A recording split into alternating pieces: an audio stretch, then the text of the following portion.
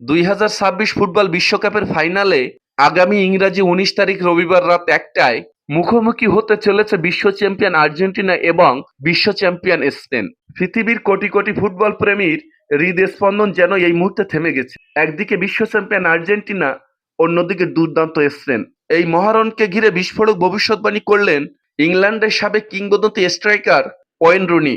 When Rooney বলেন, এটি কোনো সাধারণ ফুটবল ম্যাচ নয়, এটি দুই ফুটবল সাম্রাজ্যের সিংহাসনের যুদ্ধ। এখানে একটিমাত্র ভুলই বদলে দিতে পারে ইতিহাস। রুনির মতে, আর্জেন্টিনার নাম উচ্চারণ করলেই সবার আগে ভেসে ওঠে লিওনেল মেসির নাম। রুনি বলেন, মেসি মাঠে থাকলেই সেই বাঁশি বাজার আগ পর্যন্ত কোনো ম্যাচের ভাগ্য লেখা যায় না।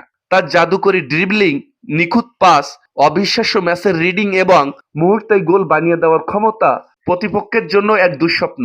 সামনে লাউতারো মার্টিনেসের ক্ষুরধার ফিনিশিং, মাঝমাঠে এনজো ফার্নান্দেজ, ম্যাক অ্যালিস্টার ও রদ্রিগো ডি ফলের অদম্য লড়াই, রক্ষণে ক্রিস্টিয়ানো রোমেরোর দেওয়াল, আর গোলবারে নিচে এমিলিয়ানো মার্টিনেজ।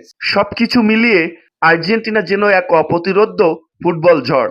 তবে স্পেনকেও সমপরিমাণ ভয়ঙ্কর বলে মনে করেন ইংল্যান্ডের এই কিংবদন্তি। তার ভাষায়, স্পেন বল দখলে নিলে মনে হয় যেন শিল্পের এক জীবন্ত প্রদর্শনী চলছে।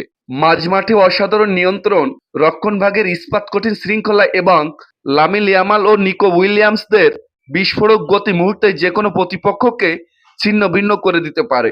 সবশেষে ওয়েন রুনি বলেন, এই ফাইনালে কোনো দুর্বল দল নেই। আর্জেন্টিনা ও স্পেন দুই দলই মহাশক্তি। একদিকে মেসির জাদু, অন্যদিকে স্পেনের দুর্দান্ত দলগত ফুটবল।